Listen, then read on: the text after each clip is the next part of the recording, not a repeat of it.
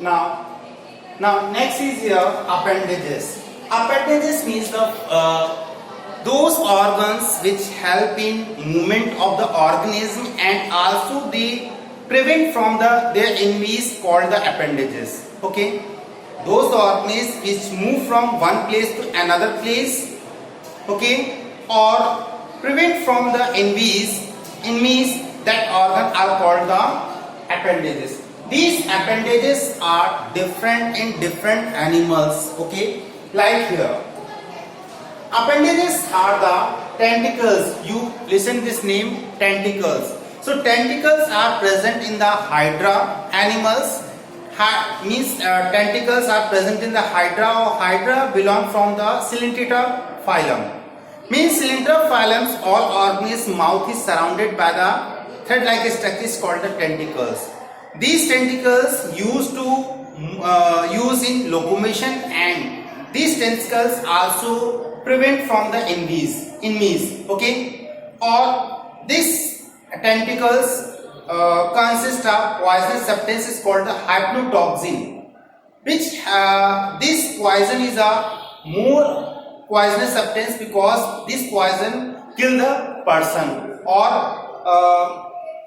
also many organisms. Okay, so this type of appendages. So tentacles are present in hydra. They help in locomotion and also, okay, hydra. Or parapodia. Parapodia, with the help of the parapodia,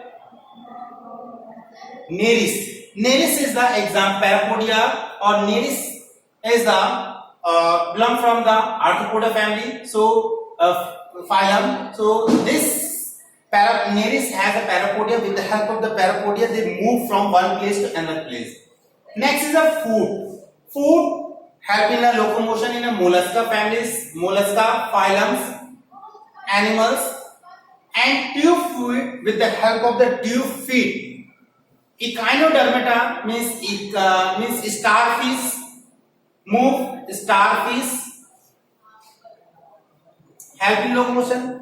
With the help of the fishes, and limbs and wings. With the help of the limbs, many mammals move from one place to another place, and with the help of the wings, many birds move from one place to another place. So these are the appendages present in the living organism which help in locomotion and prevent from their enemies. Okay, and next character is here skeleton. This skeleton may be two types, exoskeleton or endoskeleton. Skeleton or endoskeleton. Okay, exoskeleton look like Arthropodas phylum Arthropodas.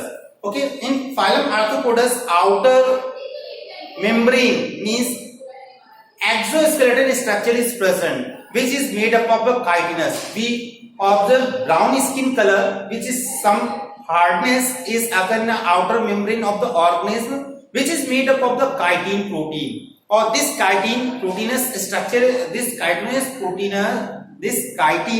structure is called the exoskeleton. So exoskeleton structure is present in many organisms.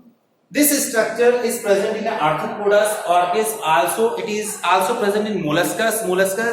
Exoskeleton is a calcium carbonate, same as it is. Starfish body is also made up of the exoskeleton. Okay, endoskeleton means that skeleton consists of bones, or these bones provide the support or shape of the body in human beings and many mammals also. Okay, so now body temperature. On the body temperature, animals are classified into two groups. First is here warm-blooded animals or cold-blooded animals. Warm-blooded animals or cold-blooded animals. Cold-blooded animals. Okay, cold-blooded animals. Okay, so warm-blooded animals, those animals is their body temperature is constant. Okay, their body temperature is constant, do not fluctuate their body temperature. Those organisms not fluctuate their body temperature, that organisms called the warm-blooded animals, like the mammals and fish. Mammals and all birds come under the warm-blooded animals. Okay, their body temperature is constant, do not fluctuate. Okay, therefore we call the warm-blooded animals. Okay, because this case come birds and mammals is an example of the warm-blooded animals. Okay, birds and mammals, all mammals are the example of the warm-blooded animals. Of cold-blooded animals, those organisms body temperature is not constant and fluctuate. Fluctuate means upar niche. So fluctuate, that organisms are called the cold-blooded animals, like the here in this comes here fishes, amphibians and reptiles. Okay, now next is the development. Development means direct or indirect. Some organism of a spring is developed into direct young ones without passing from the intermediate stage. Okay, without intermediate stage. So that organism causes direct development, means without intermediate phase. Without intermediate phase, they directly convert into young ones, or these young ones resemble to their parents. These young ones are resemble to their parents. So that type of organism have a direct development.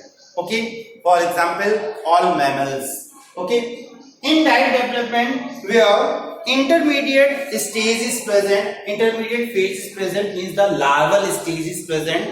So that organism possesses the indirect development. The organism which possesses larval stage, larval phase, that organism possesses the indirect development. Okay, means where intermediate phase is present.